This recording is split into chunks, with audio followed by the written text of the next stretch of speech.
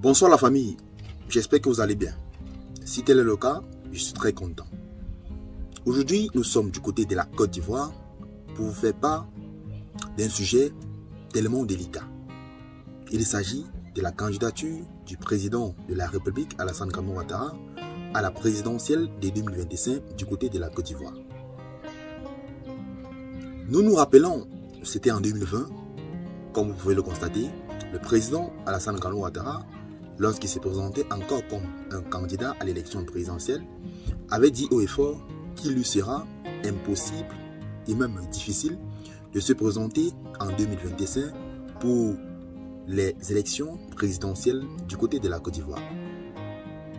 Nous sommes bien sûr en 2024, en fin 2024, et le président ne s'est pas encore prononcé sur ses intentions de briguer ou non un 4e mandat pour le compte de la présidentielle du côté de la Côte d'Ivoire.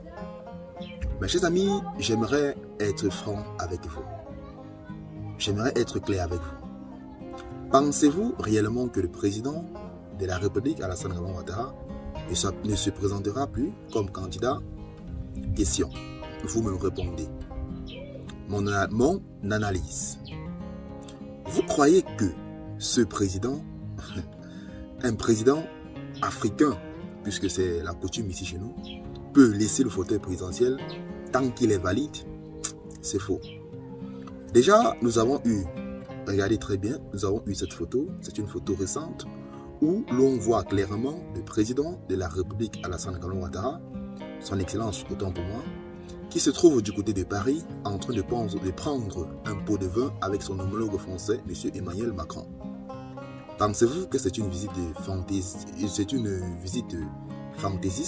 Non. C'est une visite d'entretien fort. Ce qui veut dire quoi?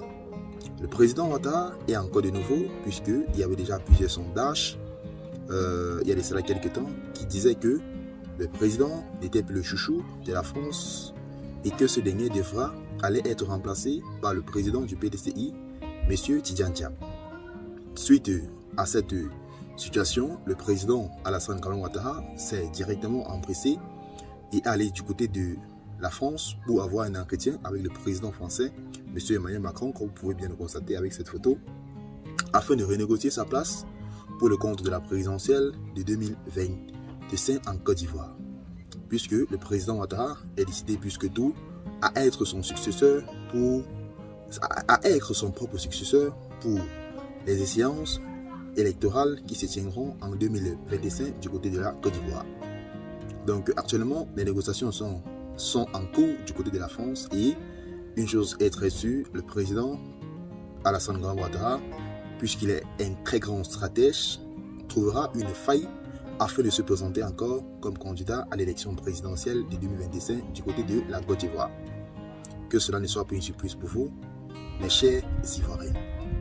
Sachez que, si tel est le cas, je dis cela juste parce que je sais que vous les Ivoiriens, vous avez cette attitude de ne pas contrôler votre colère, de ne pas contrôler votre colère.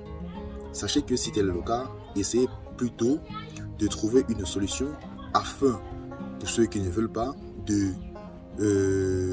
renverser le président Alassane Ouattara. Ne faites pas la guerre, non. La guerre ne doit pas affecter le président, non. Puisque s'il y a même guerre en Côte d'Ivoire, le président peut aller se réfugier du côté de la France et ça sera vos propres familles qui en paieront les conséquences de cette guerre. Donc faites plutôt ce qui est juste, faites plutôt une guerre de parole, une guerre même, s'il le faut, même médiatique, pour que le président Ouattara ne se présente plus en tant que président du côté de la Côte d'Ivoire. Arrêtez une guerre, en fait je ne vais pas prononcer le mot, j'espère que vous avez compris.